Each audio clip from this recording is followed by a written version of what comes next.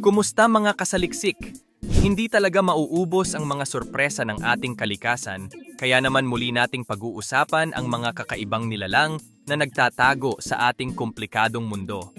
Kaya mula sa hayop na tila ari ng lalaki, hanggang sa nakahubad na mole rat, ay pag-usapan natin ang 10 kakaibang nilalang sa kalikasan na ikinagulat ng mga tao.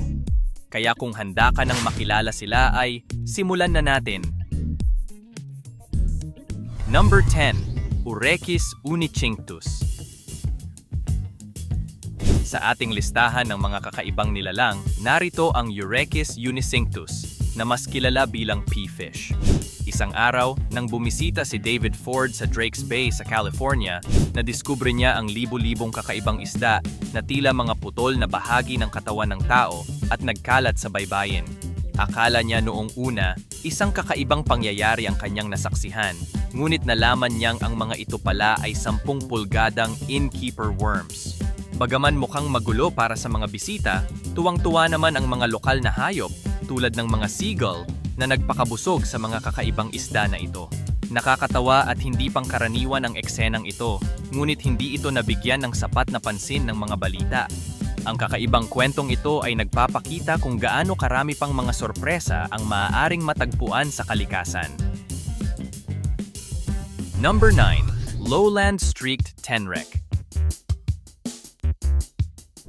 Kung hindi mo pa naririnig ang tungkol sa tenrec, magugulat ka. Ang tenrec ay isang maliit at kakaibang hayop na parehong cute at kakaiba tingnan. Ngayon, mag-focus tayo sa Lowland Streaked Tenrec. Ang hayop na ito ay matatagpuan sa buong Madagascar sa mga tropical na kagubatan at tila mahusay silang nabubuhay sa iba't ibang bahagi ng kagubatan. Madalas mo silang makikita sa lupa, naglalaro sa mababaw na tubig o naghuhukay sa lupa. Tila gustong-gusto nilang gamitin ang lahat ng bahagi ng kanilang kapaligiran. Pinakamadaling makilala ang tenrec dahil sa kanilang kakaibang, matutulis na balahibo na matatagpuan sa gilid ng kanilang mga ulo. Ayon sa mga eksperto, ang mga balahibong ito ay maaaring matanggal kapag ang hayop ay nakakaramdam ng panganib, na isang paraan upang ipagtanggol ang kanilang mga sarili laban sa mga mandaragit. Ang tenrec ay isang kakaibang hayop na parang natirang nilalang mula sa panahon ng dinosaur, ngunit mas maliit at mas kakaiba. Number 8. Sunda colugo. Ang Sunda flying lemur ay isang kakaibang hayop na makikita sa Southeast Asia. Pero huwag magpalinlang sa pangalan nito. Hindi talaga ito lemur at hindi rin ito lumilipad. Ang Sunda flying lemur ay gumagapang at tumatalon mula sa isang puno patungo sa isa pa. Kahit na medyo nakakalito ang pangalan nito, napakahalaga ng hayop na ito at pinoprotektahan ito ng mga batas sa Southeast Asia. Gayunpaman, nahaharap ito sa mga problema tulad ng pagkawala ng tirahan, kompetisyon sa ibang mga hayop at pangangaso. Sa kabila ng mga hamong ito, ang Sunda flying lemur ay isa pa rin sa mga pinakaprotektadong hayop sa Southeast Asia. Marami ang naaakit dito dahil sa kanyang kakaibang hitsura at paraan ng paggalaw. Kaya kahit hindi ito tunay na lumilipad o lemur, marami pa rin ang nagmamahal at nag-aalaga sa kanya. Number 7. Kinkajou. Ang kinkajou ay isang maliit na hayop na nabubuhay sa mga tropical na kagubatan. Kahawig sila ng raccoon at tinatawag din na honey bear dahil mahilig silang kumain ng honey, parang si Winnie the Pooh. Ang mga kinkajou ay hindi nagsusuot ng damit at hindi rin talaga nagsasalita, pero sila ay masayahin at kaakit-akit. Sa kabila ng kanilang cute na hitsura, ang buhay sa kagubatan ay puno ng hamon para sa kanila. Ang kinkajou ay nocturnal, ibig sabihin ay gising sila sa gabi at natutulog sa araw. Dahil dito, bihira silang makita ng mga tao. Bagaman hindi pa sila endangered, madalas silang hinuhuli para sa kanilang balat at karne. Kung hindi ito mapipigilan, maaaring dumating ang panahon na maging endangered na rin sila. Kaya mahalaga na protektahan natin ang kinkajou at ang kanilang tirahan para masiguro na mananatili sila sa ating mundo. Number 6. Alligator gar. Ang alligator gar ay isang malaking isda na matatagpuan sa Hilagang Amerika. Kakaiba ito dahil mukha itong pinaghalong isda at buwaya. Mayroon itong mahahabang nguso at matutulis na ngipin na parang sa buwaya, kaya tinatawag itong alligator gar. Ang alligator gar ay tinatawag na living fossil dahil nabuhay na sila mula pa noong panahon ng mga dinosaur, mga 100 milyong taon na ang nakalilipas. Sila ang pinakamalaking uri ng gar at isa sa pinakamalalaking freshwater fish sa Amerika. Ayon sa mga kwento, maaari silang lumaki ng hanggang 10 talampakan ng haba, bagaman hindi ito lubos na napatunayan. Kahit na nakakatakot ang kanilang hitsura, mahalagang bahagi sila ng ating kalikasan at nararapat lamang na protektahan natin sila. Number 5. Tasmanian Devil. Kilala mo ba si Taz, ang nakakatawang character sa Looney Tunes? Siya ay isang Tasmanian Devil. Pero alam mo ba na ang totoong Tasmanian Devil ay isang kakaibang hayop din?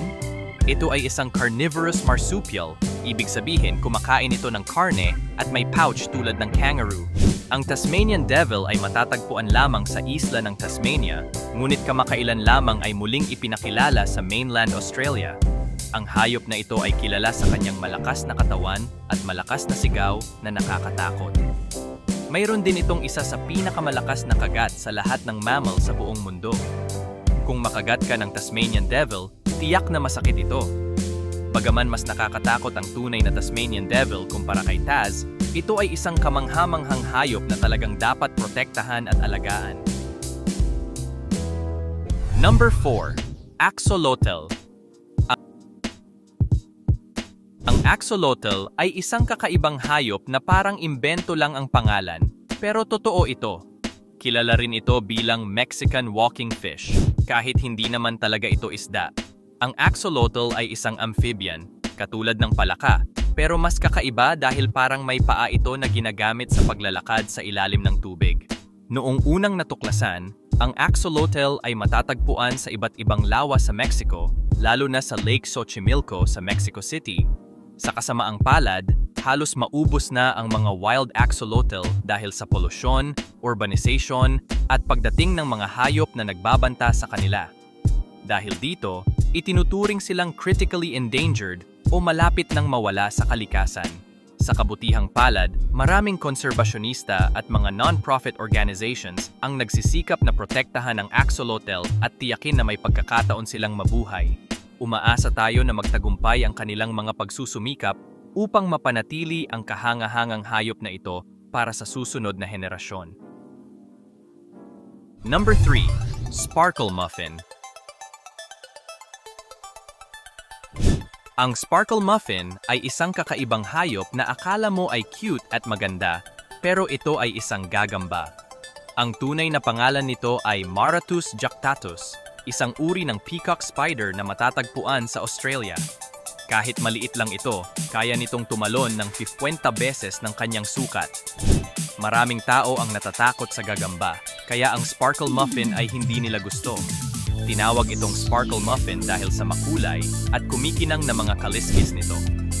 Para sa karamihan, ang pangalan ay mas bagay sa isang pusa kaysa sa isang gagamba. Natagpuan ang mga ito sa Wandwell Range National Park sa Southern Queensland at maraming tao ang umaasang hindi na sila magpapakita sa ibang lugar.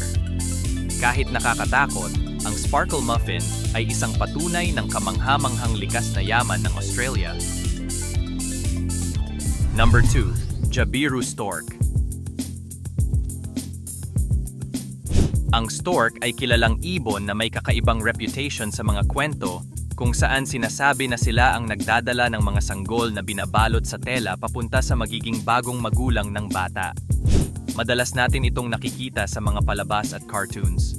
Ngunit may isang uri ng stork na siguradong hindi ito ginagawa at ito ay ang Jabiru stork. Ang Jabiru stork ay isang malaking ibon na karaniwang matatagpuan sa South America, ngunit paminsan-minsan makikita rin ito sa Estados Unidos mula Texas hanggang Mississippi.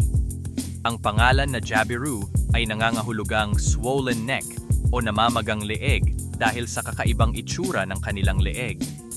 Bagaman hindi ito nagdadala ng mga sanggol tulad ng iba pang stork, ang kanilang matabang leeg ay isang natatanging katangian na nagpapakita ng ganda ng kalikasan. Ang Jabiru stork ay isang magandang halimbawa ng iba't ibang anyo ng buhay sa ating mundo na nagbibigay ng kulay at kakaibang character sa ating kalikasan. Number 1. Naked Mole Rat. Ang naked mole rat ay isang kakaibang hayop na walang balahibo at mukhang kakaiba. Tinatawag din itong sand puppy para mas cute pakinggan. Ang naked mole rat ay nakatira sa ilalim ng lupa sa East Africa, kung saan sila ay talagang nababagay sa ganitong uri ng buhay. Ang mga naked mole rat ay cold-blooded, ibig sabihin hindi sila nangangailangan ng init mula sa araw. Wala rin silang nararamdamang sakit sa balat at mababa ang kanilang pangangailangan sa hangin. Kaya nilang mabuhay kahit kulang ang oxygen. Bukod pa rito, hindi sila tinatablan ng cancer, kaya talagang espesyal ang kanilang katawan para mabuhay sa ilalim ng lupa. Bagaman hindi sila maganda tingnan, ang naked mole rat ay isang kahanga-hangang halimbawa ng kung paano nagbabago ang mga hayop upang mabuhay sa kanilang kapaligiran.